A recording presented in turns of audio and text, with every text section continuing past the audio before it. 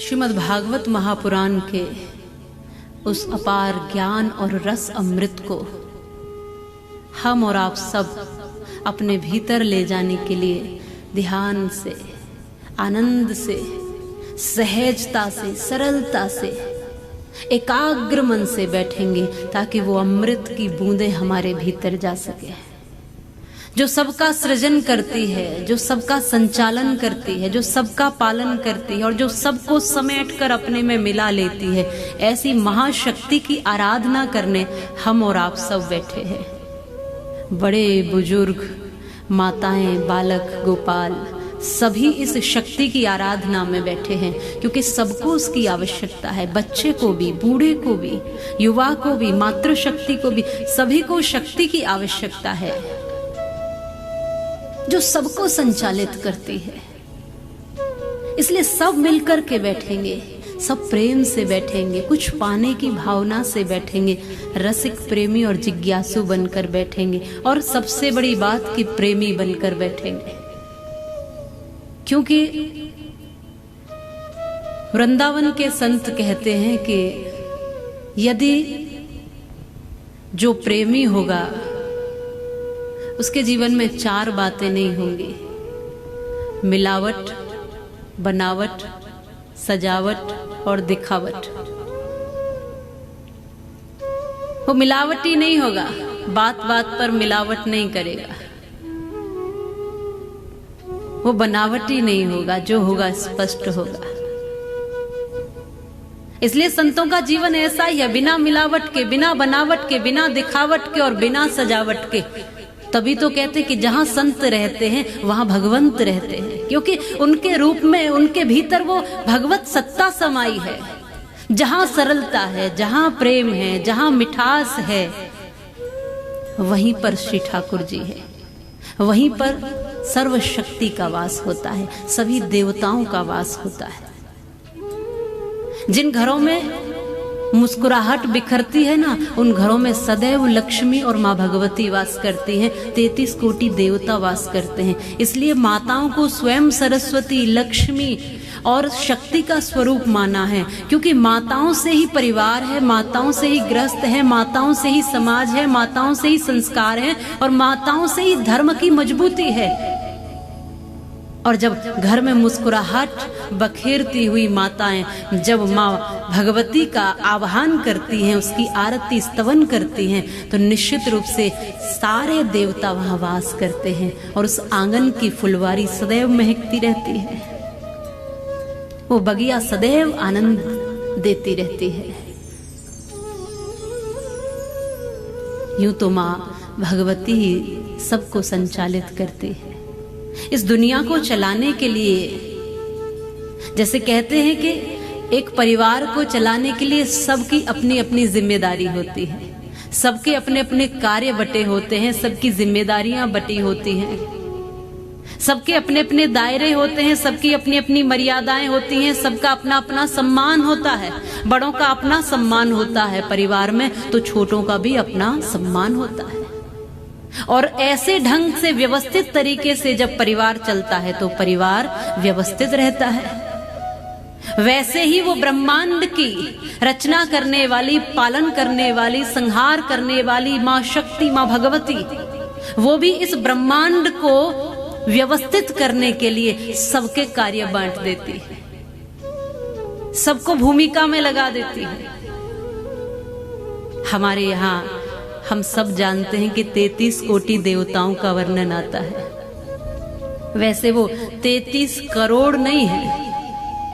कई बार लोग कहते हैं कि 33 करोड़ देवता, तो 33 करोड़ नहीं है, 33 कोटि। कोटि माने प्रकार। कई बार कई एक एक शब्द के भी कई अर्थ होते हैं, तो कोटि माने प्रकार। 33 प्रकार के देवता हैं जो इस ब्रह्मांड को, इस पिंड को चला रहे हैं, ऊर्जा दे रहे हैं, शक्ति दे रहे हैं, संपदा दे रहे हैं, ऐश्वर्य दे रहे हैं, हमारी मनोकामनाओं की पूर्ति कर रहे हैं। और हम उन्हीं देवों का पूजन करते हैं, उन्हीं का वंदन करते हैं, उनको मनाते रहते हैं किसी न किसी ढंग से, किसी न किसी रूप से। और वो देव पिंड में भी है और ब्रह्मांड में भी है।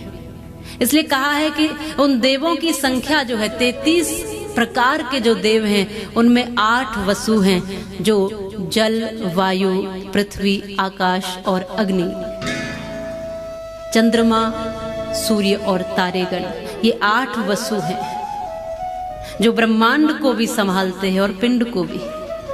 इनको हम देवता मानते हैं, धरती को देव मानकर पूजते हैं, जल को भी देवता मानते हैं, अग्नि को भी देव मानते हैं, आकाश की भी वंदना करते हैं, तारे, सूर्य, चंद्रमा सबकी हम वंदना करते हैं। ये हमारे देव हैं जो हमारे इस ब्रह्मांड और पिंड के देव कहलाए जाते हैं। इसी के साथ 11 रुद्र, जिनमें 5 प्राण, 5 उपप्राण और 1 आत्मा। 5 प्राण, 5 सहयोगी उपप्राण और 1 जो चराचर शरीर को चला रहा है, पुष्ट कर रहा है, वो आत्मा 11 मन, जिसमें प्राण, अपान, व्यान, उदान, समान ये प्राण हैं। नाग, कूर्म, कृकल, देवदत्त, धनंजय ये इनके उपप्राण हैं, और आत्मा सर्वत्र जिससे हम चेतन हैं। ऐसे 11 रुद्र कहे हैं। 12 आदित्य जो 12 महीने हैं, ये भी देव ही हैं, जो एक एक पल बीत जा रहा है, समय को कम कर रहे हैं, आपकी आयु को बढ़ा रहे हैं, छोटे से हम बड़े हो रहे हैं, इसमें समय ही तो भागीदार है। इनको भी हम देव मान करके पूछते हैं। इंद्र को भी हम देव मानते हैं, और एक प्रजापति जो समस्त पिंड और ब्रह्मांड के मालिक है, और इनको जो संभालते हैं, इनको जो व्यवस्थित करते हैं, इनको जो आदेशित करते हैं, वो 3 शक्तियां हैं, ब्रह्मा, विष्णु और महेश। वो 3 शक्तियां हैं जो इन सभी देवों को, इन सभी पिंड और ब्रह्मांड को संचालित करती हैं, जिनको हम धार्मिक रूप से सत, रज और तम भी कहते हैं, आध्यात्मिक रूप से ब्रह्मा, विष्णु और महेश कहते हैं, और वैज्ञानिक रूप से इलेक्ट्रॉन, न्यूट्रॉन और प्रोटॉन कहते हैं। यही 3 शक्तियां हैं जो संचालित कर रही हैं पिंड को और ब्रह्मांड को।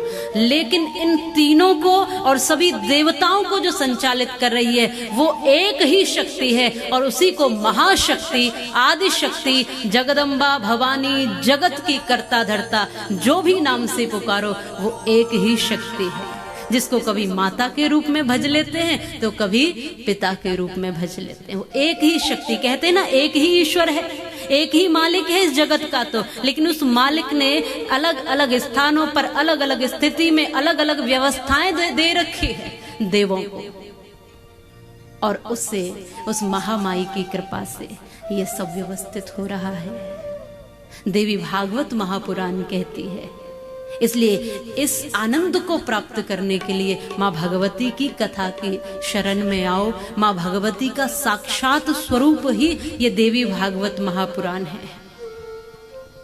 साक्षात ये उनका ही स्वरूप है, ये केवल पोथी नहीं है, ये माँ भगवती का स्वरूप है। उसकी तो जैसी आकृति बना दो वैसी आकृति हम देखने लग जाते हैं। ये स्वरूप भी माँ भगवती का ही स्वरूप है। और फिर यदि ये सब जानना है, यदि गहराई तक और पहुंचना है, तो फिर हमें संतों के सानिध्य में आना चाहिए।